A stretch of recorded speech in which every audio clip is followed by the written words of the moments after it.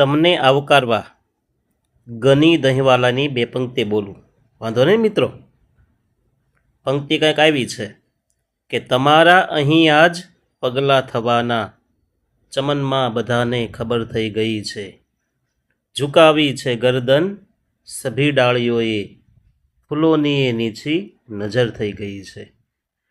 તો આ વિડિયો લેક્ચરમાં તમારું આગમન થયું છે એટલે મારું આ આંગણું યુટ્યુબ ચેનલ એ બાગબાન થઈ ગયું છે.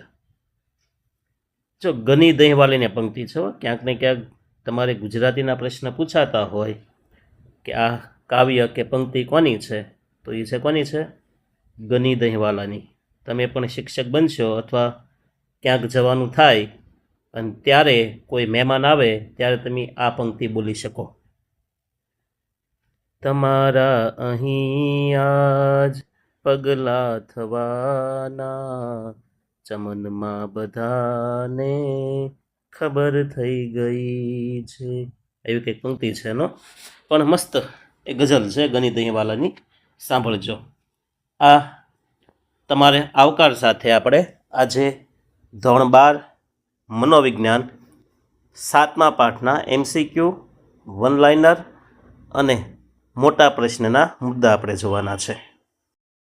શરૂ કરીએ આપણે. તમારો સમય કિંમતી છે એટલે વધુ સમય હવે નહીં લો. મારે જે કાંઈ જાહેરાત કરી છે એ છેલ્લે કરીશ, એ તમારે સાંભળવું હોય સાંભળજો. પહેલો પ્રશ્ન, અંગ્રેજી ભાષાનો કયો શબ્દ સલાહના અર્થમાં વપરાય છે? જો પાઠનું નામ છે સલાહ અને મનોપચાર, તો સલાહ માટે કાઉન્સેલિંગ છે, મનોપચાર માટે થેરાપી છે, સાયકોથેરાપી. પણ આપણે સલાહનું જોવાનું છે એટલે સલાહમાં તે આવશે બી જવાબ, કાઉન્સેલિંગ. થોડુંક ઝૂમ કરું એટલે તમને કદાચ એનો સ્પેલિંગ યાદ રહી જાય. Counselling, COUNSELLING. આ સલાહનો અંગ્રેજી શબ્દ છે, કાઉન્સેલિંગ. મનોવિજ્ઞાનમાં જાઓ તો સલાહ એટલે રોડે બેઠા બેઠા જે ભાભલાઓ, વડીલો, ડાહલાઓ આપને જે સલાહ આપે છે એની વાત નહીં હો. આ તો વ્યવસ્થિત મનોવૈજ્ઞાનિક ભણેલો વ્યક્તિ જે સલાહ આપે ને એની વાત છે. સલાહ પ્રક્રિયાના કેટલા સોપાનો બ્રોમર અને શોલ્ટ્રોમે દર્શાવ્યા છે? તો સલાહ પ્રક્રિયાના છે ને 7 સોપાન છે, અને 7 સોપાન કોણે આપ્યા? બ્રોમર અને શોસ્ટ્રોમે. કોના મતે સલાહની વ્યાખ્યાઓમાં 3 સામાન્ય તત્વો જોવા મળે છે? એનો જવાબ છે લેવિસ. કોના મતે સલાહની વ્યાખ્યાઓમાં 3 સામાન્ય તત્વો જોવા મળે છે? તો એનો જવાબ છે લેવિસ. અસરકારક સલાહના લક્ષણો નીચેનામાંથી કોણે દર્શાવ્યા છે? તો જવાબ, અસરકારક સલાહના લક્ષણો પેટરસને દર્શાવ્યા છે. કોને? પેટરસને. જો ભેગું ન થઈ જાય એટલે 3 પ્રશ્નો હું પાછો રિપીટ કરું છું કે સલાહ પ્રક્રિયાના સોપાન કોણે દર્શાવ્યા? 7 સોપાન. તો એમાં નામ આવશે, કોનું નામ આવશે? તમને હાઇલાઇટ કરવા માટે એપ્લિકેશન ખોલી લો. હાઇલાઇટ કરવા માટે નામ આવશે બ્રોમર અને શોલ્ટ્રમ, જેને સલાહના 7 પ્રકાર આપ્યા છે તે. પછી આપણે પછીનો પ્રશ્ન જોયો એ કે કોના મતે સલાહની વ્યાખ્યામાં 3 સામાન્ય તત્વો હોય છે? એ 3 સામાન્ય તત્વો વાત કરું તો એક સલાહકાર, બીજું સલાહાર્થી અને ત્રીજું એ બે વચ્ચેની આંતરક્રિયા. આ 3 સોપાન હોય છે આવું કોણે કીધું? તો એનો જવાબ છે આપણે લેવિસ. કોણે કીધું? લેવિસ.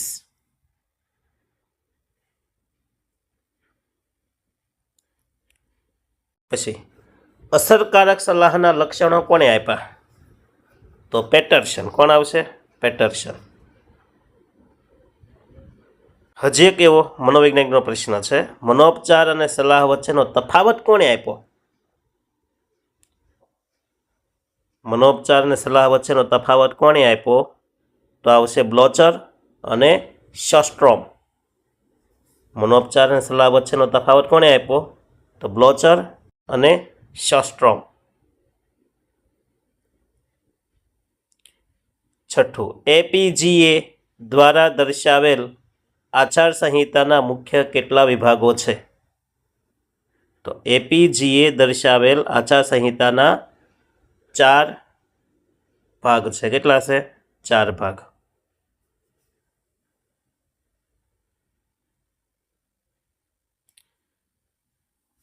સાતમું, એનવીઈજીએ દ્વારા કઈ સાલમાં આચારસંહિતાની ભલામણો કરી?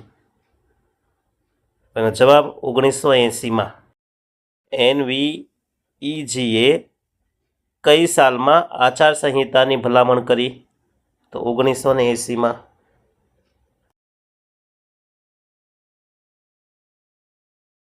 અષ્ટાંગ યોગના સોપાનો કેટલા છે? તો જવાબ 8 સોપાન છે. આગળ આવશે જ તે, પણ બોલી જાવ ખાલી યમ, નિયમ, આસન, પ્રાણાયામ, પ્રત્યાહાર, ધારણા, ધ્યાન, સમાધિ. 9મું, મહર્ષિ મહેશ યોગી દ્વારા કયા ધ્યાનનો પ્રસાર થયો છે? તો જવાબ ભાવાતીત ધ્યાન. બહુ પૂછાય છે, બહુ યાદ રાખવાનું કે ભાવાતીત ધ્યાનના પ્રસારક કોણ છે વિશ્વની અંદર? મહર્ષિ મહેશ યોગી. ભૂલથી પતંજલિ ન કરતા.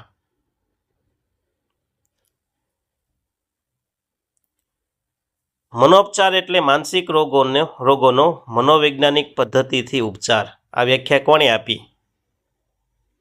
તો એનો જવાબ છે જેમ્સ ડ્રેવર.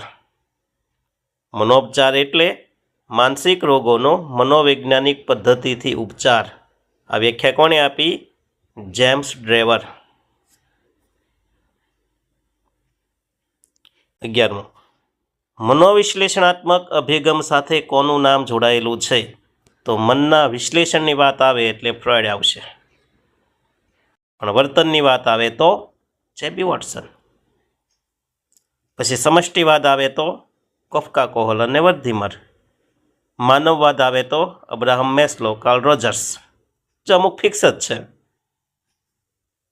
એકવાર એ મુદ્દા લખીને મગજમાં ફિટ કરી નાખવાના, ગોખી નાખવાના. વિકૃત ભય અને વિકૃત ચિંતામાં વર્તન ઉપચારનો સૌથી વધુ ઉપયોગ કોણે કર્યો હતો? જો વાર્તનિક અભિગમ હોય ને તો એમાં આવશે જેબી વોટસન. પણ અહીંયા શબ્દ આપણે હાઇલાઇટ કરવો ઘટે કે વર્તન ઉપચારનો ઉપયોગ સૌથી વધુ કોણે કર્યો? તો જવાબ આવશે વોલ્પે. કોણ આવશે? વોલ્પ. જો 2 વાર એટલા માટે બોલું કે દ્રઢીકરણ થાય, યાદ રહે કે વિકૃત ભય અને વિકૃત ચિંતામાં વર્તન ઉપચારનો સૌથી વધુ ઉપયોગ કોણે કર્યો? તો આવશે વોલ્પ. હવે તમને એમ પણ પૂછાય કે વિકૃત ભય અને વિકૃત ચિંતામાં કઈ ઉપચાર પદ્ધતિ ઉપયોગી છે? તો વર્તન ઉપચાર.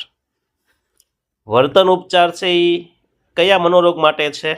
તો વિકૃત ભય અને વિકૃત ચિંતા. કેટલા જવાબ બની ગયા એ પ્રશ્ન?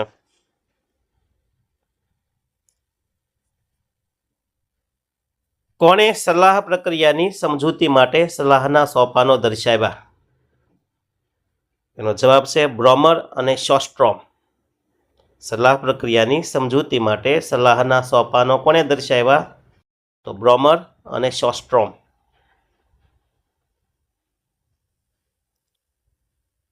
કોના મતે આયોજન અને નવા વર્તનોની અજમાયશના અનુભવો સ્વયં ઉપચારક મૂલ્ય ધરાવે છે? આવું કહેનાર છે અબ્રાહમ મેસ્લો.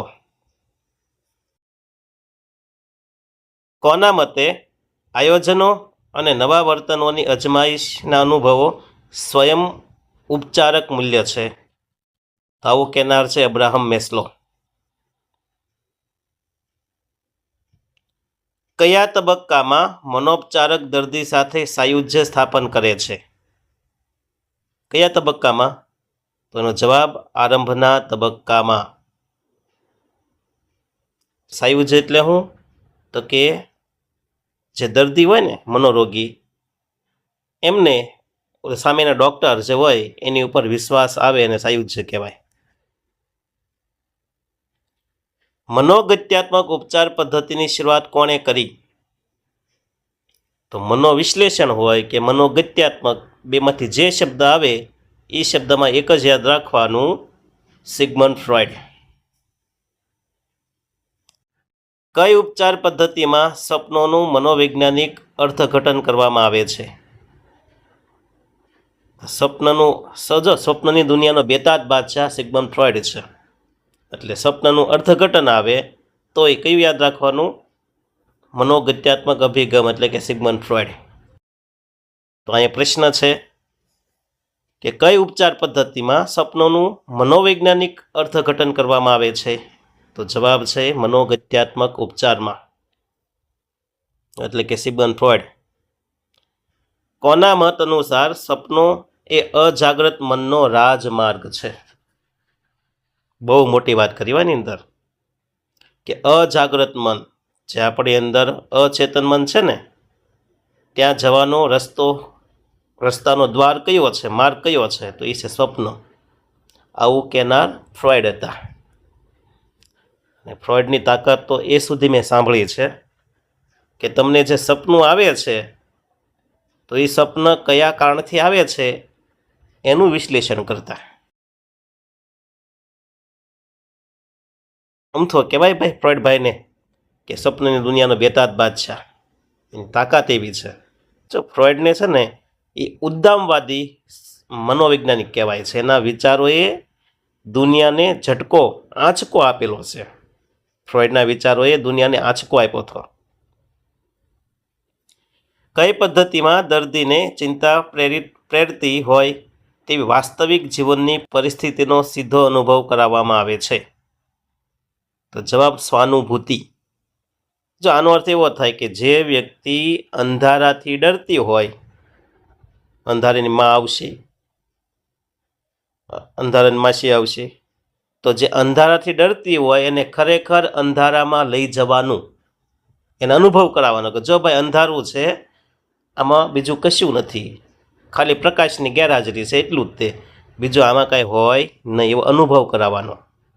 પાણીથી ડરતી વ્યક્તિ હોય ને પાણીમાં લઈ જવાની, કોઈ ઊંચી જગ્યા પર ડરતી હોય તેની જગ્યાએ લઈ જવાની. પણ તો આ પદ્ધતિમાં બહુ ધ્યાન રાખવાનું, નકર એને જો એમાં વધુ ડર લાગે ને તો એ પોતાને નુકસાન કરી બેસે અને સામેવાળા નુકસાન કરે છે.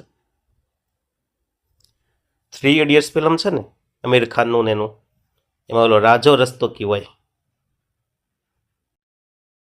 એ આમ ઊંચાઈ ઉપરથી ડરતો હોય છે અને ત્યારે આમિર ખાનની બધા એને આંખે પાટો બાંધીને, ફરહાન ને આમિર ખાન બે રેન્ચો, એને એ ત્યાં લઈ જાય છે અને બેસાડે છે, અનુભવ કરાવે છે.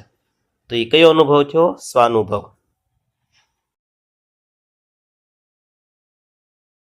કઈ ઉપચાર પદ્ધતિમાં દર્દીની સામે યોગ્ય વર્તનના નમૂનાઓનું પ્રદર્શન કરવામાં આવે છે? તો નમૂનાઓનું પ્રદર્શન એટલે આવશે એ જવાબ નિદર્શન પદ્ધતિ. કઈ ઉપચાર પદ્ધતિ દ્વારા વ્યક્તિ પોતાના વાતાવરણ પર નિયંત્રણ રાખવાનું શીખી શકે છે? તો એ છે પ્રતીક વિનિમય પદ્ધતિ. એને સારા વર્તન બદલ અલગ અલગ પ્રતીક તકતી આપવામાં આવે છે. બોધાત્મક ઉપચાર પદ્ધતિની શરૂઆત કોણે કરી હતી? તો બોધાત્મક ઉપચારમાં 2 નામ આવશે, આલ્બર્ટ એલિસ અને એરોન બેક. આલ્બર્ટ એલિસ અને એરોન બેક. 24મું, તાર્કિક ભાવાત્મક ઉપચાર પદ્ધતિ કોણે વિકસાવી?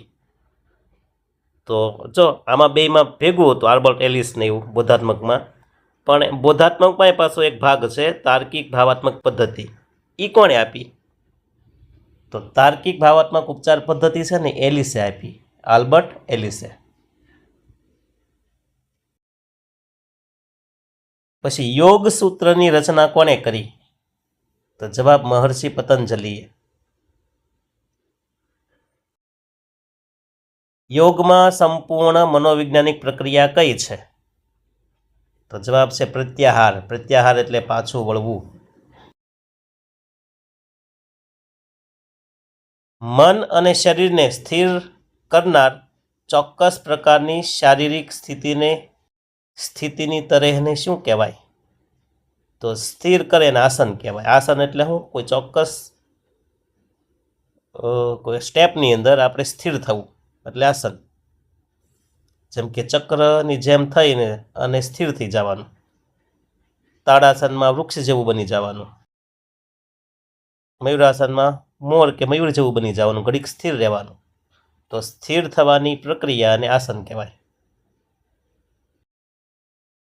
શ્વાસને છાતીમાં ભરવાની ક્રિયાને શું કહેવાય? તો કે પૂરક. અટકાવવું એટલે કુંભક અને છોડવું એટલે રેચક. વ્યક્તિઓને મૂંઝવતી માનસિક સમસ્યાઓના ઉકેલ માટે મનોવિજ્ઞાનની કઈ શાખા અસ્તિત્વમાં આવી છે? તો મૂંઝવણ દૂર કરવા માટે સલાહની જરૂર પડે એટલે ડી જવાબ, સલાહ મનોવિજ્ઞાન.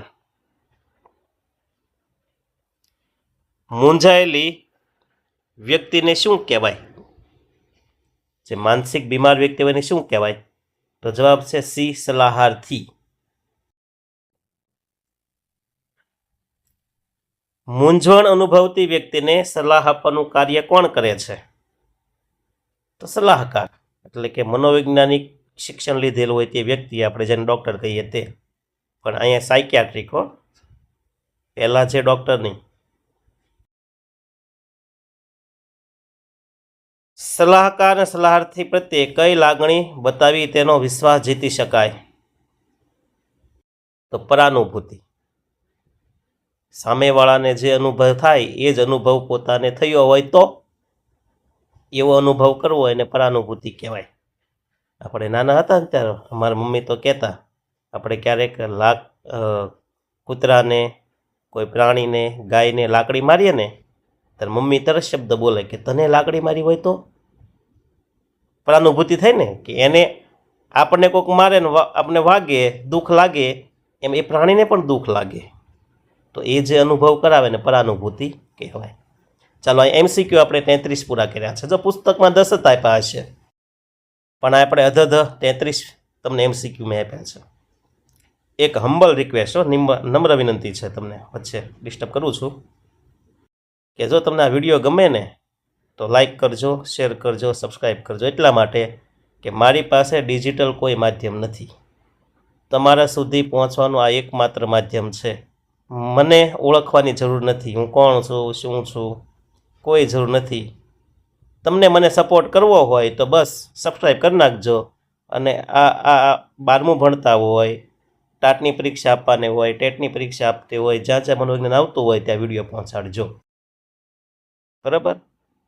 નથી મારે 5-10 લાખવાળા કેમેરાની જરૂર, નથી મોટા મારે સેટ ઊભા કરવાના.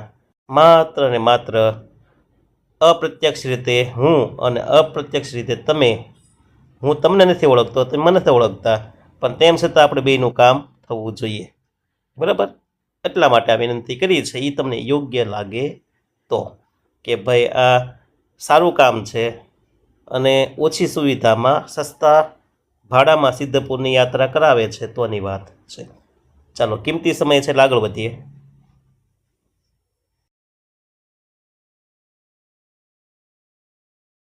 સલાહમાં ઓછામાં ઓછા કેટલા માણસો પ્રત્યક્ષ સંપર્કમાં આવે છે? જો ઓછામાં ઓછા કીધા તો યાદ રાખજો, ઓછામાં ઓછા 2. શું કામ 2 જ તે? જો વધુ તો હોઈ શકે, પણ ઓછામાં ઓછા 2. એ કયા 2? તો એક તો છે સલાહાર્થી, જે બીમાર હોય તે, અને એક સલાહકાર, જે ઓલો ડૉક્ટર હોય તે. જો આપણે ડૉક્ટરને દર્દી એમ 2 શબ્દ વાપરીએ, પણ આપણે જે દર્દી ગણીએ એ નહીં. અહીંયા સાયકોલોજીકલ દવાખાનું, સાયકિયાટ્રિક અને જે માનસિક બીમાર છે એમની વાત આપણે કરવાની છે એ લેવલે. એટલે 2 તો હોય છે, સલાહાર્થી અને સલાહકાર. સલાહની વ્યાખ્યામાં કયા 3 સામાન્ય તત્વો હોય છે? તો સલાહની પ્રક્રિયામાં 3 તત્વો હોય: સલાહાર્થી, સલાહકાર અને પરસ્પરની આંતરક્રિયા. સલાહ પ્રક્રિયાનું પ્રથમ સોપાન કયું? તો યાદ રાખજો 7 સોપાનમાંથી પ્રથમ સોપાન છે ને એ છે સલાહાર્થીના આવવાનો હેતુ જાણવો. જો આપણે સામાન્ય કોઈ હાદા ડૉક્ટર પાસે જઈએ ને તો એ આપણે પૂછે ને શું આવવાનું થયું, કેમ આવવાનું થયું, શું થાય, કેમ ભૂલા પડ્યા, તો તમે જે દવાખાને ગયા એમનો એ હેતુ પૂછે છે કે શા માટે આવવાનું થયું. એપીજીએનું પૂરું નામ શું? તો એપીજીએનું પૂરું નામ American personal and guidance association. American personal and guidance association, APGA. જો અંગ્રેજીમાં મારે ક્યારેક ભૂલ પડે, એનો મતલબ એમ કે મારે અંગ્રેજીની જરૂર છે, કાચું છે, શીખી જઈશ ભાઈ, નો ટેન્શન. નાના માણસ ભાઈ અમે તો. મનોપચારની પ્રક્રિયાના તબક્કાનું નામ આપો.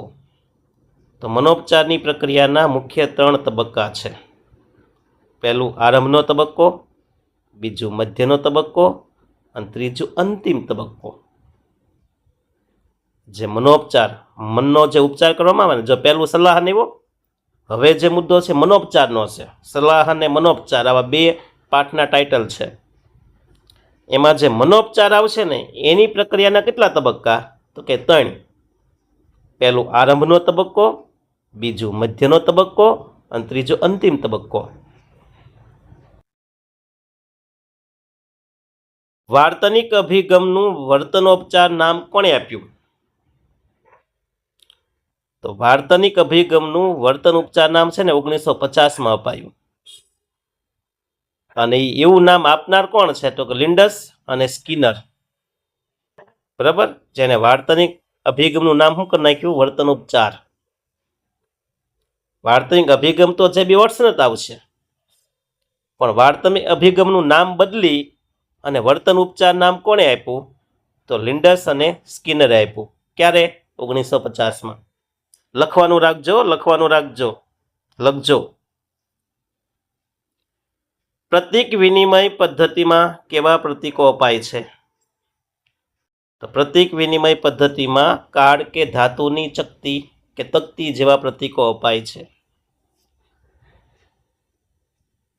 બોધાત્મક ઉપચાર પદ્ધતિ કોણે આપી? તો બોધાત્મક ઉપચાર પદ્ધતિ એરોન બેક. જો તાર્કિક ભાવાત્મક આવે ને તો આલ્બર્ટ એલિસ, પણ બોધાત્મક ઉપચાર પદ્ધતિ આવે એટલે કોણ આવશે? Aaron back. પછી તાર્કિક ભાવાત્મક ઉપચાર પદ્ધતિ કોણે આપી? જો હમણાં જ બોલ્યો.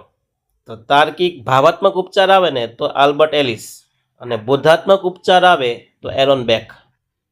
ફરીવાર, તાર્કિક ભાવાત્મક ઉપચાર પદ્ધતિ આવશે તો એમાં નામ આવશે આલ્બર્ટ એલિસ, પણ બોધાત્મક ઉપચાર એવું નામ આવે તો આવશે એરોન બેક. રોજર્સનો અભિગમ કયા નામથી ઓળખાય? કાર્લ રોજર્સનો અભિગમ છે સલાહાર્થી કે અસીલ કેન્દ્રિત અભિગમ. કાર્લ રોજર્સનો અભિગમ કયા નામથી ઓળખાય? તો કે સલાહાર્થી કે અસીલ કેન્દ્રિત અભિગમ. અહીંયા અસીલ એટલે કોણ? દર્દી, જે મનોવૈજ્ઞાનિક તકલીફ ધરાવે છે તે સમસ્યા. મનોપચારનું મુખ્ય ધ્યેય કયું છે? તો મનોપચારનું મુખ્ય ધ્યેય વ્યક્તિને વધારે સર્જનાત્મક, સ્વજાગૃત બનાવી તેના સામાજિક વાતાવરણમાં ફરીથી સ્થાપિત કરવું. મનોપચારનું મુખ્ય ધ્યેય કયું છે? તો કે વ્યક્તિને છે ને વધુ સર્જનાત્મક બનાવવાનો, સ્વજાગૃત બનાવી અને સામાજિક વાતાવરણમાં ફરીથી એને શું કરવાનું છે? સ્થાપિત કરવાનું છે. મનોપચાર અને સલાહ વચ્ચેનો ભેદ કોણે દર્શાવ્યો? તો 3 નામ છે, તો 4 નામ. મનોપચાર અને સલાહ વચ્ચેના ભેદ 4 વ્યક્તિએ દર્શાવ્યો છે. બ્લોચર, પોઇટ્રોફેસા, હોફમેન અને સ્પ્લેટે. જો ફરી વખત બોલવું છું, મનોપચાર અને સલાહ વચ્ચેનો તફાવત કોણે આપ્યો? ભેદ. તો બ્લોચર, પોઇટ્રોફેસા, હોફમેન અને સ્પ્લેટે. આ 4 વ્યક્તિએ મનોપચાર અને સલાહ વચ્ચેનો ભેદ દર્શાવ્યો. ઉપચારના તબક્કામાં શેનો સમાવેશ થાય છે? તો ઉપચારના તબક્કામાં પુનઃ શિક્ષણ, સ્વાનુભૂતિ, મનોપચારાત્મક સંબંધ, અપેક્ષા અને પ્રેરણાનો સમાવેશ થાય છે. ઉપચારકે દર્દીને કઈ બાબતની ખાતરી આપવી પડે છે? ઉપચારક એટલે કોણ? ડૉક્ટર. તો ઉપચારકે દર્દીને પૂરતું ધ્યાન, ખાનગીપણું, તટસ્થતા અને વિશ્વાસની ખાતરી આપવી પડે છે. જો ખાનગીપણું એટલા માટે કે અમુક બીમારી છે ને એ ખાનગી રાખવાની હોય, એ ગામમાં જાહેર ન કરવાની હોય, એનો શોર્ટ વિડીયો બનાવીને એને રિલે ન કરવાનું હોય, કારણ કે સામેવાળો વ્યક્તિનું માન સન્માન જાળવવાનું હોય, એટલે ગુપ્તતા હોવી જોઈએ, એટલે ખાનગીપણું આવશે. માનસિક ઉપચારમાં કઈ પ્રવૃત્તિઓનો સમાવેશ થાય છે? તો માનસિક ઉપચારમાં માનસિક સમસ્યા ધરાવતી વ્યક્તિને તેની સમસ્યામાંથી બહાર લાવવા તેમજ સમાયોજિત થવા માટે માનસિક સ્વાસ્થ્યના ક્ષેત્રે કાર્ય કરતા નિષ્ણાત દ્વારા કરવામાં આવતી તમામ પ્રકારની પ્રવૃત્તિઓનો સમાવેશ કરવામાં આવશે. મતલબ કે જે સાયકિયાટ્રિકનો અભ્યાસ કરેલો હોય અને એ જે દર્દીને ઉપચાર કરવા માટે જે પદ્ધતિ ઉપયોગમાં લાવશે ને, જે કાર્ય કરશે ને, એ તમામ કાર્યને માનસિક ઉપચારમાં સમાવેશ થઈ જશે. ઉપચારકે દર્દીને કઈ બાબતની ખાતરી આપવી પડે છે? તો હમણાં વાત થઈ, પૂરતું ધ્યાન, ખાનગીપણું, તટસ્થતા અને વિશ્વસનીયતા. મનોપચારનો અંત ક્યારે આવે? આપણે કોઈ ડૉક્ટર આગળ જઈએ તો એ જે ડૉક્ટર અંત ક્યારે આવે, મતલબ કે એ મનોપચારનું કાર્ય ક્યારે પૂર્ણ ગણાય? તો કે જ્યારે દર્દી ભૂતકાળના સ્થાને વર્તમાનમાં જીવવા ટેવાઈ જાય, ભવિષ્ય તરફ નજર દોડાવતો થઈ જાય અને વધારે મુક્ત થાય ત્યારે મનોપચારનો અંત લાવવામાં આવે છે. મનોપચારનો અંત લાવ્યા પછી અનુપ્રક્રિયાઓ શા માટે ચાલુ રાખવી જોઈએ? તો ઔપચારિક રીતે મનોપચારનો અંત લાવ્યા પછી દર્દી પોતાના જીવનમાં ઉપચાર દરમિયાન શીખેલી નવી બાબતની અજમાઈશ કરે તે દરમિયાન તકલીફ કે સમસ્યા ઊભી ન થાય તે જોવા માટે ઉપચારની પ્રક્રિયાઓ ચાલુ રાખવી જરૂરી છે.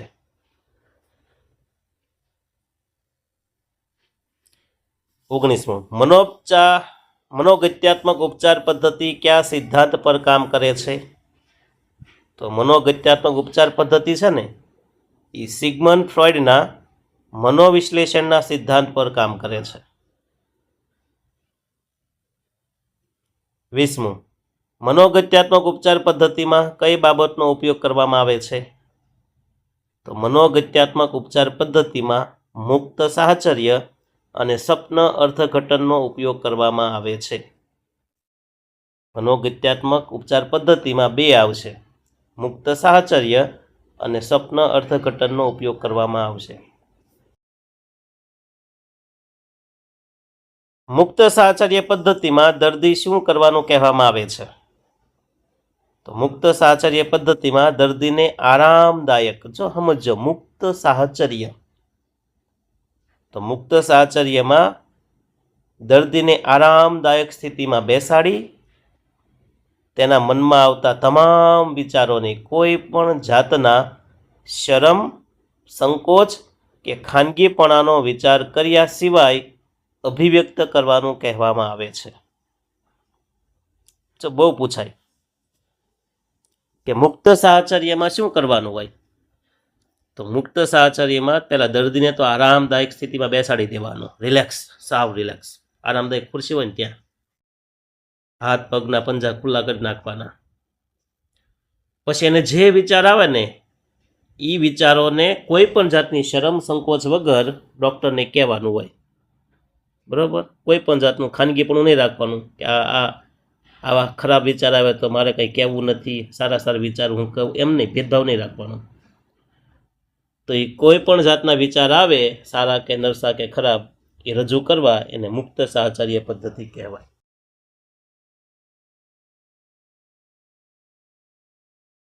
મનોવિશ્લેષણમાં કયા પગથિયાનો સમાવેશ થાય છે?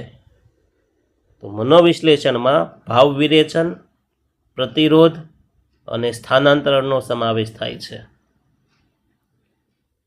જો ભાવ વિરેચનમાં ભાવ રજૂ કરે છે, પ્રતિરોધમાં શું કરે છે? બોલતા બોલતા અટકી જાય. અને સ્થાનાંતરણમાં ઘણી વખત દર્દી ગુસ્સો કરે છે, જે સામે ડૉક્ટર કે એની ઉપર ઉતારે છે, એના ભાવ બદલે છે, સ્થાન બદલી નાખે છે.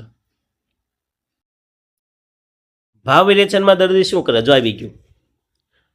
તો ભાવ વિરેચનમાં દર્દી પોતાના બધા જ આવેગોને ઉપચારક સમક્ષ અભિવ્યક્ત કરી દે અને પોતે હળવો થઈ જાય છે. તમને એક વાત કહું, હાવ ખાનગી વાત હો, કોઈને કહેતા નહીં. આ જે બહેનો હોય, બહેનો સ્ત્રીઓ, એ પુરુષો કરતાં વધુ શું કામ જીવે? એની ઉંમર કેમ વધારે હોય છે ખબર છે તમને? એનું એક જ કારણ છે, ભાવ વિરેચન. અને એને જો કોઈ પણ સ્ત્રીને કોઈ તકલીફ હોય ને, કોઈ પણ જાતની તકલીફ, તો એ કોઈકને કહી જ દે. છેલ્લે ભાઈ કે એમ મમ્મીને કહી દે છે, ફોનમાં વાત કરી લે છે, એની બેનપણીને વાત કરશે, બહાર ચોકમાં 2-3 બહેનો ભેગી થશે ત્યાં વાત કરી દેશે, અથવા કોઈનો એને ગર્લફ્રેન્ડ બોયફ્રેન્ડ જે કંઈ હોય એમની સાથે એ બધું શેર કરી દેશે. કાંઈ છુપાવશે નહીં. હૃદયમાં જે વાત હોય એના પતિને ગમે ને કહી તો દેશે જ તે, અને હળવી ફૂલ થઈ જાય છે. જો માણસ જે હૃદયમાં જે વાત હોય એને કહી દે ને એટલે હળવો થઈ જાય છે. એટલે બહેનોમાં આ બધું જોવા મળે. એટલે એ હળવી ફૂલ રહે એટલે ટેન્શન ઓછું હોય, ટેન્શન ઓછું હોય એટલે એની ઉંમર વધારે હોય.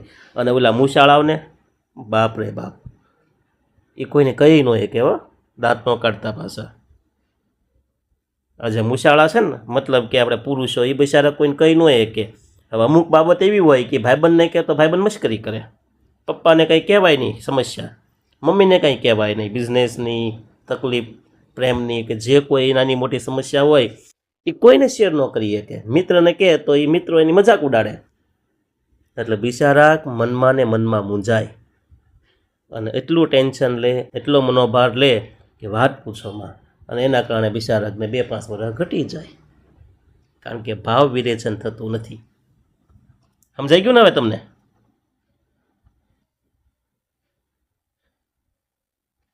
તમને યોગ્ય લાગે કેવો? આવો સાહેબ, સાચી વાત છે ભાવ વિરેચનની, લખજો. બોધાત્મક ઉપચારમાં કઈ પદ્ધતિઓનો સમાવેશ થાય છે? તો બોધાત્મક ઉપચારમાં બેકનની બોધાત્મક ઉપચાર પદ્ધતિ અને એલિસની તાર્કિક ભાવાત્મક ઉપચાર પદ્ધતિ આવે છે. જો બોધાત્મક ઉપચારમાં 2 છે, એક આલ્બર્ટ બેકનની, એક છે એરોન બેકની, અને બીજી છે આલ્બર્ટ એલિસની. એમાં બેકનની છે ને બોધાત્મક ઉપચાર જ નામ છે, પણ આલ્બર્ટ એલિસની જે પદ્ધતિ છે નામ છે તાર્કિક ભાવાત્મક ઉપચાર પદ્ધતિ. બેકનની ઉપચાર પદ્ધતિ દર્દીને કઈ રીતે મદદ કરે છે? તો બેકનની ઉપચાર પદ્ધતિ જેના કારણે વ્યક્તિ ખિન્નતાનો ભોગ બની હોય તે નકારાત્મક વિચારોને ઓળખવામાં, વિચારોની અને તર્કની ભૂલો શોધવામાં અને તેના અર્થઘટનમાં રહેલી ખાતરીઓને જાણવામાં દર્દીને મદદ કરે છે. મોટાભાગનું દુઃખ શું છે ખબર છે? આપણે ખોટું અર્થઘટન કરીએ ત્યારે. મિત્રો ઘણી વખત આપણે કહેતા હોય તો સાચું લગાડવું, ખોટું નહીં લગાડવાનું કોઈ દિવસ. જો માણસને જીવનમાં સુખી થવું છે ને તો ક્યારેય ખોટું નહીં લગાડવાનું, સાચું જ લગાડવાનું. કોઈ સ્ત્રી સાસરીએ જાય અને ત્યાં એના સાસુ સસરા એ બોલતા હોય, કહેતા હોય, ભૂલ બતાવે તો ખોટું નહીં લગાડવાનું, સાચું લગાડવાનું. ના ના, બરોબર છે, વડીલ છે એના સ્થાને યોગ્ય છે, એ તો કહેશે. શિક્ષક તમને ક્લાસમાં કંઈ કહેતા હોય તો ખોટું નહીં લગાડવાનું, સાચું જ કહેતા હોય ને ભાઈ. મિત્રો ઘણી વખત આપણે હારી ડાઈ સલાહ આપતા હોય, ખોટું નહીં લગાડવાનું, સાચું લગાડવાનું. આના 2 ફાયદા છે. એક તો તમે જે ઓલા વિકૃત બનો છો ને અટકી જશો, અને બીજું તમારો સંબંધ જળવાઈ રહેશે, વિશ્વાસ જળવાઈ રહેશે. મારી વાત યાદ રાખજો. આરવી સ્ટડી સેન્ટર ઉપરથી હું અપ્રત્યક્ષ સર તમને જે વાત કરું ને યાદ રાખજો.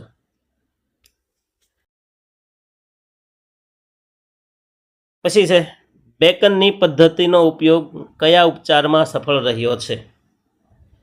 તો બેકની છે જે પદ્ધતિ છે ને એ જે ભયભીત વિકૃતિ છે તથા વિકૃત ચિંતાના ઉપચારમાં વધુ ઉપયોગી છે. જે ભયની વિકૃતિ છે ને, વિકૃત ભય એમાં અને વિકૃત ચિંતામાં ખાસ ઉપયોગી છે. જો આપણે ડર ક્યારે લાગે? આપણે ખોટું અર્થઘટન કરીએ ત્યારે. અંધારાથી આપણે ડરીએ છીએ, ખોટું અર્થઘટન છે. માણસ સિવાયના મોટાભાગના જનાવર અંધારામાં ફરે જ છે, એને કોઈને કાંઈ તકલીફ નથી. કોઈને ભૂત પ્રેત ડાકણ અંધારાની માં કોઈની બીક નથી. એક માણસને શું ખબર બુદ્ધિ આપી દીધી ને કે જેના કારણે એને ન હોય એવું દેખાવા મળે છે. બુદ્ધિ આપીનું પરિણામ છે. જો બુદ્ધિ ન હોત ને તો આપણે હોત ક્યાંક જંગલના થળિયા ઓલો વાંદરની જેમ આપણે બેઠા હોત ગુફાની અંદર અંધારામાં, કોઈ ડર ન હોત. એટલે બુદ્ધિ છે ને એ વરદાન છે ને, તો આપણે જો બુદ્ધિ છે એટલે અભિશાપ એ છે. બુદ્ધિને કારણે આપણે આ બધું સૂઝે. 27મું જોઈએ, એલિસની ઉપચાર પદ્ધતિ શો પ્રયાસ કરે છે? તો આલ્બર્ટ એલિસની જે તાર્કિક ઉપચાર પદ્ધતિ છે ને, દર્દીના સ્વમૂલ્યાંકન અને માન્યતાના તંત્રનું પુનઃઘડતર કરી તેની વિચાર પ્રક્રિયાને બદલવા માટેનો પ્રયત્ન કરે છે. કે જે વિચારે છે ને ખોટું વિચારે છે એવું નહીં વિચારવાનું, એવી સલાહ આપવામાં આવે છે એલિસની પદ્ધતિમાં. કયા પ્રાચીન ભારતીય સાહિત્યમાં મનોપચારની પદ્ધતિઓનો ઉલ્લેખ જોવા મળે છે? તો મનોપચાર માટે ભારતીય પરંપરા ખૂબ સારો ઇતિહાસ ધરાવે છે, જેમાં અથર્વવેદ, ચરક સંહિતા, સુશ્રુત સંહિતા, અષ્ટાંગ સૂત્ર, યોગ સૂત્ર, બૌદ્ધ અને જૈન સાહિત્યમાં અનેક પ્રકારની મનોપચારની પદ્ધતિઓ આપેલી છે.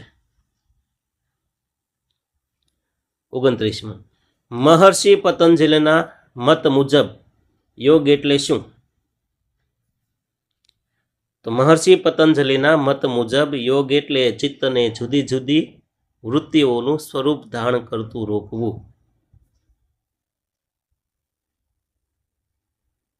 ટૂંકમાં કહીએ તો ચિત્તવૃત્તિનો નિરોધ એટલે શું કહેવાય? યોગ કહેવાય.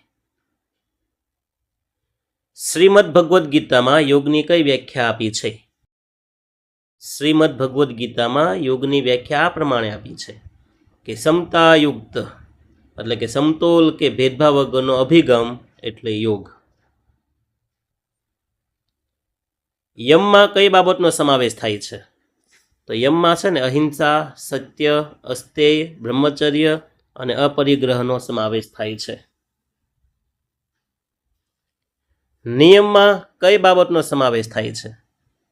તો નિયમમાં શૌચ, સંતોષ, તપ, સ્વાધ્યાય અને ઈશ્વર પ્રણિધાનનો સમાવેશ થાય છે. પ્રત્યાહાર એટલે શું? તો ટૂંકમાં કહું તો પ્રત્યાહાર એટલે પાછા વળવું. પણ હવે ક્યાંથી પાછા વળવું એ જોઈએ આપણે. તો પ્રત્યાહાર એટલે બાહ્ય અને આંતરિક ઉદ્દીપકો પરથી ધ્યાનને પાછું ખેંચવું કે ત્યાં જતું અટકાવવું, એમને પ્રત્યાહાર કહેવાય. સમાધિ એટલે શું? તો કે સમાધિ એટલે ધ્યાન કરનાર અને ધ્યાનના ઉદ્દીપકનું બંનેનું એકીકરણ, જ્યાં કશું પણ જુદાપણું રહેતું નથી, તે અવસ્થા એટલે સમાધિ. ધ્યાન ને ધ્યાતા બે એક જ થઈ જાય છે, સંપૂર્ણ નિરાકાર થઈ જાય છે, અંધકાર થઈ જાય છે. સામે જે મૂર્તિ હોય, દીવો હોય, સૂર્ય હોય, કશું દેખાય નહીં. પોતે કઈ અવસ્થામાં બેઠો છે એ પણ યાદ રહે નહીં. બધું શાંત થઈ જાય, ચિત્તવૃત્તિ નિરોધ થઈ જાય. આવી જે અવસ્થા છે ને એ સમાધિ અવસ્થા છે. એને કાળનું પણ જ્ઞાન ન હોય, ભૂત, ભાવિ, ભવિષ્ય એક પણ કાળનું જ્ઞાન રહેતું નથી સમાધિ અવસ્થા.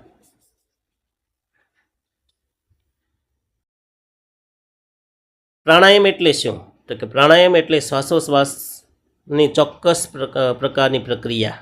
પ્રાણાયામ એટલે હું શ્વાસોશ્વાસની ચોક્કસ પ્રકારની પ્રક્રિયા. કઈ સ્થિતિને ધ્યાન કહેવાય? તો જ્યારે અમુક આંતરિક કે બાહ્ય સ્થાન પર મનની કેન્દ્રિત થઈ શકવાની ટેવ કેળવાઈ જાય ત્યારે તેનામાં તે સ્થાન તરફ અખંડ સ્વરૂપે વહેવાની શક્તિ આવે છે. આ સ્થિતિને ધ્યાન કહેવાય છે. તો પહેલાં તો મનને કેન્દ્રિત કરવું, પછી સામે જે વસ્તુ હોય તો ધ્યાનમાં હંમેશા સામે કોઈ વસ્તુ હોવી જોઈએ, જેમ કે મૂર્તિ, દીવો, અગરબત્તી, ઉગતો સૂર્ય, અમુક એવા દ્રશ્ય, અથવા નાકનો આગળનો ભાગ, નાભી એટલે કે ડૂંટી, પછી આંખો બંધ કરીને તમને જે સૂર્ય દેખાય, બ્રહ્માંડ દેખાય, ગ્રહ દેખાય, કાલ્પનિક પુરુષ દેખાય. તો આ કોઈ જે વિષય હોય એ વિષય પ્રત્યે એક ધારું ધ્યાન, મતલબ કે માનસિક કેન્દ્રીકરણ થાય ને એ વિષય પ્રત્યે, એને કહેવાય ધ્યાન. હવે જોઈએ સલાહાર્થી અને સલાહકારનો અર્થ સમજાવો. અહીંયા આપણે અર્થને સમજાવવાનો, કારણ કે એ મોટો પ્રશ્ન છે, પણ અહીં સીધા આપણે મેઇન ટોપિક ઉપર આવવાનું છે. તો કે મનોવૈજ્ઞાનિક લેવિસના મતે સલાહની પ્રક્રિયામાં 3 સમાન તત્વ હોય છે, સામાન્ય તત્વ. પહેલું સલાહાર્થી, બીજું સલાહકાર અને ત્રીજું પારસ્પરિક આંતરક્રિયા. પછી સલાહની તેમના વ્યવસાય સાથે સંબંધિત ભલામણો વર્ણવો.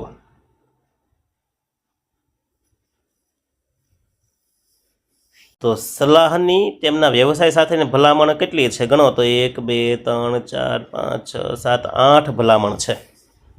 પહેલું, સલાહકારને પોતાની જાત વિશે ભાન કે સમજણ હોવી જોઈએ કે પોતે શું છે, માત્ર પૈસા માટે નહીં, પણ એનું જે જ્ઞાન છે એ રજૂ થવું જોઈએ. બીજું, સલાહકાર મનોવૈજ્ઞાનિક રીતે સ્વસ્થ અને તંદુરસ્ત હોવો જોઈએ. ડૉક્ટર પાસો પોતે સ્વસ્થ હોવો જોઈએ, તંદુરસ્ત હોવો જોઈએ. ઊંચી સંવેદનશીલતા, સામેવાળાની લાગણી સમજતો હોવો જોઈએ, કાતરું મારવાવાળો નહીં. ખુલ્લું માનસ, જે હોય એ છૂટથી કહી દેવાનું, કાંઈ છૂપું રાખવાનું નહીં. વસ્તુલક્ષિતા, જે હોય તે જ કહેવાનું, ગોળ ગોળ ફેરવીને નહીં. સંનિષ્ઠતા મતલબ કે પ્રતિબદ્ધતા. માન અને ગૌરવ, પોતાના શિક્ષણ ઉપર એને ગૌરવ હોવું જોઈએ, માન હોવું જોઈએ. સલાહકારે સલાહાર્થી પ્રત્યે પૂરી તન્મયતાથી ધ્યાન આપવું જોઈએ. જ્યારે દર્દી બીમારી કહેતો હોય ને કે ભાઈ મને આવું થાય છે, રાત્રે બહુ ખરાબ સપના આવે છે, અથવા બીજી કોઈ ઘટના બને છે મારી સાથે, મને ડર લાગે છે, એવા વિચારો આવે છે, એવું વિઝ્યુલાઇઝ થાય છે, આવી જ્યારે વાત કરતો હોય ને તો એને ધ્યાનથી સાંભળવાનું, તન મનથી સાંભળવાનું. નકર ઘણી વખત કાની બાજુ હોય ને ડૉક્ટર ખુદ જોયા બીજે કરતા હોય, આંખ એ બાજુ હોય ને બીજી પ્રવૃત્તિ શરૂ હોય, તો એમ નહીં, એને શાંતિથી નિરાતે સંપૂર્ણ એના તરફ ધ્યાન રાખીને શરીરને મનથી સાંભળવું એ પણ એક જાતનો વ્યવસાય છે, એ પણ એક જાતની ફરજ છે, આચારસંહિતા છે એમની. અને હજી એક છે પરાનુભૂતિ. ડૉક્ટરે પોતાની જાતને એ જગ્યાએ મૂકી જવાની કે કદાચ મને એવું થતું હોત તો મારે શું કરવું જોઈએ, બસ એ એની સાથે કરવાનું છે. હવે સલાહની વ્યાખ્યા આપી, સલાહના સોપાનો સ્પષ્ટ કરો. તો ખાલી વ્યાખ્યા બોલી જઈએ કે રોજર્સે સલાહે વ્યક્તિના મનોવલણો અને વર્તન પરિવર્તન કરવામાં તેને સહાયરૂપ થવાના હેતુથી તેની સાથેના સંપર્કોની શ્રેણી એને સલાહ કહેવાય. કારણ કે એકવાર સંપર્કમાં ન થાય ને 2 3 4 વખત એક શ્રેણી હોય.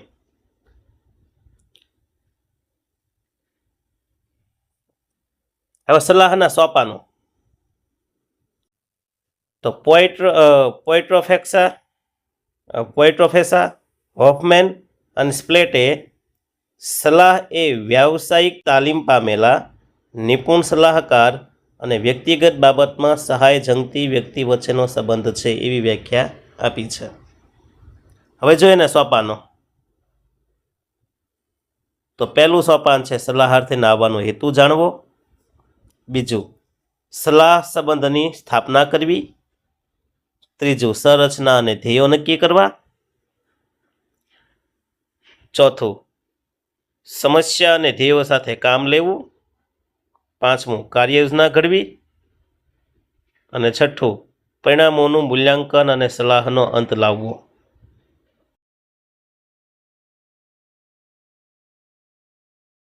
પેટરસન ઇસેનબર્ગે અસરકારક સલાહ અંગે કયા કૌશલ્યો દર્શાવ્યા છે?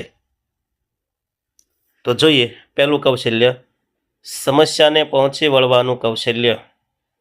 બીજું, સલાહાર્થીના વિશિષ્ટ મૂલ્યોની જાણકારી. ત્રીજું, મૂલ્યો બદલ્યા વિના વ્યક્તિના વર્તનને સમજવાનું કૌશલ્ય. સ્વબચાવની વર્તન ભાતોને ઓળખવાની કુશળતા. સલાહાર્થીના મનમાં વિશ્વાસ પ્રગટાવવાનું કૌશલ્ય. એટલા કૌશલ્ય છે પેટરસન અને ઇસેનબર્ગે આપ્યા. અસરકારક સલાહના હો, તમે જે સલાહ આપો એમાં અસર ન થાય, વ્યક્તિની બીમારી એમ નામ રહે દર્દીની, તો એ અસરકારક સલાહ ન કહેવાય.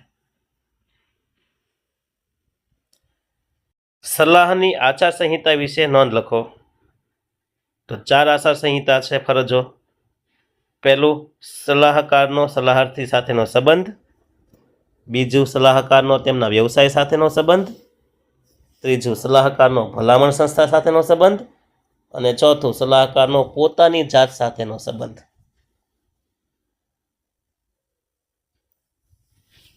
મનોપચારની પ્રક્રિયાના તબક્કાઓ જણાવો.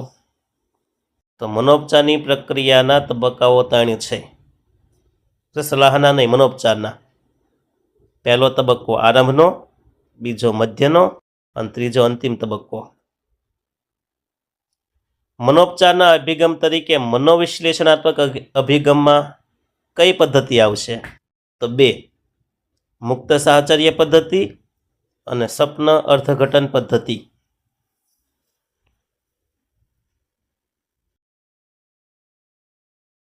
મનોવિશ્લેષણ પદ્ધતિના પગથિયાઓ જણાવો. તો મનોવિશ્લેષણ પદ્ધતિમાં આવશે 3, પ્રતિરોધ, ભાવ વિરેચન અને સ્થાનાંતરણ.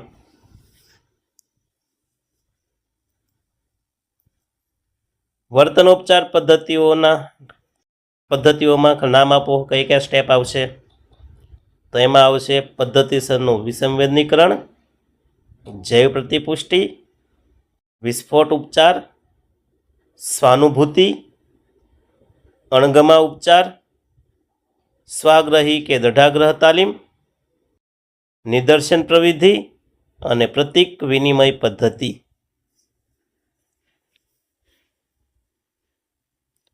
પછી યોગના 8 અંગોના નામ આપો.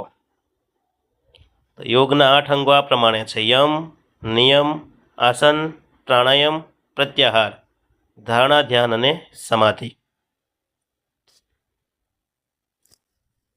હવે જોઈએ, આ 8 સોપાનમાં યમના પાછા પ્રકાર છે. યમના 5 પ્રકાર છે: અહિંસા, સત્ય, અસ્તેય, બ્રહ્મચર્ય અને અપરિગ્રહ. યમ એટલે શું? તો કે આમ ન કરવું, ના પાડે એને યમ કહેવાય, અને આમ જ કરવું એને નિયમ કહેવાય. યમ છે નિષેધાકાર છે. દાખલા કે અહિંસા, તો કે હિંસા ન કરવી. સત્ય, તો કે અસત્ય ન બોલવું. અસ્તેય એટલે ચોરી ન કરવી. બ્રહ્મચર્ય એટલે કામ વિકાર ન કરવો. અપરિગ્રહ એટલે જરૂર કરતાં વધુ વસ્તુ સંગ્રહ ન કરવો. તો જે ના પાડે છે ન કરવું, ન બોલવું, એને શું કહેવાય? યમ કહેવાય છે. એટલે કેટલા યમ થયા? 5. કયા કયા? તો કે અહિંસા, સત્ય, અસ્તેય, બ્રહ્મચર્ય અને અપરિગ્રહ. પછી નિયમ જોઈએ. તો નિયમય 5 છે. કયા કયા? તો કે શૌચ, સંતોષ, તપ, સ્વાધ્યાય અને ઈશ્વર પ્રણિધાન. મતલબ કે નિયમ શું કહે છે? આમ જ કરવું. જો શૌચ એટલે શું? તો કે શરીરને શુદ્ધ રાખવું, આંતરિક બાહ્ય રીતે. એની ઉપરથી શૌચાલય શબ્દ બન્યો. પછી સંતોષ, તો કે સંતોષ એટલે જે પ્રાપ્ત થયું તેને પૂરતું માનવું. તપ, તો કે અમુક સ્થિતિમાં અમુક પ્રકારના કાર્યો કરવા માટે શરીરને સક્ષમ બનાવવું એને તપ કહેવાય. જેમ કે ભૂખ્યું રહેવું એ તપ છે. ક્યારેક પછી ભૂખ મરાયું હોય ત્યારે તેની કામમાં લાગે. તાપ સહન કરવું એ તપ છે. તડીકે રહેવું, એ ઠંડી સહન કરવી તપ છે. એક પગે ઊભા રહેવું તપ છે, સતત મંત્ર બોલવો એ તપ છે, જો કે જાપે કહેવાય ને, તો એ તપસ્યા કરતા. સ્વાધ્યાય એટલે વ્યક્તિએ પોતાની જાતે અભ્યાસ કરવો, નિયમિત તાલીમ લેવી, આદતો કેળવવી, એ સ્વાધ્યાય. ઈશ્વર પ્રણિધાન એટલે કે પોતાની જાતને સર્વશક્તિમાન સત્તાને સમર્પિત કરવી, કે મારાથી જેટલા સારા કામ થાય છે એ ઈશ્વરને સમર્પણ કરું છું, એમના કારણે જ થાય છે, એવા શરણાગતિનો ભાવ એટલે ઈશ્વર પ્રણિધાન. આસનના પ્રકાર, તો કે આસનના 3 પ્રકાર છે. આમ તો 84 પ્રકારના આસન છે, પણ એના ભાગ પાડ્યા. તો શારીરિક ખેંચાણ માટેના આસન, શારીરિક ખેંચાણ માટેના આસન, તણાવ મુક્તિ માટેના આસન અને ધ્યાન માટેના આસન. કેટલા છે? 3 પ્રકારના. શારીરિક ખેંચાણ માટેના આસન, તણાવ મુક્તિના આસન અને ધ્યાન માટેના આસન. પછી પ્રાણાયામ એટલે શું? તો પ્રાણાયામ છે ને એ પ્રાણને રોકવાની ક્રિયા છે, ચોક્કસ શ્વાસોશ્વાસ સાથે જોડાયેલી ચોક્કસ એ પ્રક્રિયા છે. એ પ્રાણાયામમાં છે ને 3 ભાગ આવે: પૂરક, કુંભક અને રેચક. પૂરક એટલે શ્વાસને ફેફસામાં ભરવો, કુંભક એટલે શ્વાસને અટકાવવો બહાર કે અંદર, રેચક એટલે ઉચ્છ્વાસ છોડવો, ધીરે ધીરે શ્વાસને બહાર કાઢવો, એને શું કહેવાય? રેચક કહેવાય. તો આ હતો આપણો કયો પાઠ? 7મો પાઠ. મોસ્ટ ટાઈમ પીસ, શીખવા જેવો પાઠ છે, સમજવા જેવો પાઠ છે, હું તો એમ કહું. બરાબર. અને અંતે નાનું મીઠું કામ કરવાનું છે તમારે, કે વિડીયો ગમ્યો હોય તો તમારા મિત્ર સુધી પહોંચાડજો. હું વારંવાર કહું છું કે આ જ્ઞાન ગંગા છે, નદીનું પાણી વહેતું રહેશે તો શુદ્ધ રહેશે. એમાં જ્ઞાનરૂપી વાણી તમારા મિત્રો સુધી પહોંચાડજો. જો વહેતી રહેશે તો એ જ્ઞાનમાં વધારો થશે, એ શુદ્ધ જ્ઞાન થશે. ઉત્તમ છ દત્તમ છ તથૈવ તિષ્ઠતિ, હોમેલું અને દાનમાં આપેલું એમ જ રહે છે. અને છેલ્લી પંક્તિ તમારા માટે, કે બીડું ઝડપ્યું છે તો મુઠ્ઠીમાં દબાવી રાખજો, સામનો કરવા છાતી સતત ફૂલાવી રાખજો, આપશે માર્ગ સ્વયં વિઘ્ન ખસીને ઘાયલ, છે શરત એટલી કે જુસ્સાને ટકાવી રાખજો, છે શરત એટલી કે જુસ્સાને ટકાવી રાખજો. આ જુસ્સાને ટકાવી રાખવાની સાથે હજી પણ આપણે આગળના બે લેક્ચરમાં મળીશું. રહી જિંદગી તો ફિર મિલેંગે. ઓકે, તો આવજો, Tata, bye bye, C you. અસ્તુ.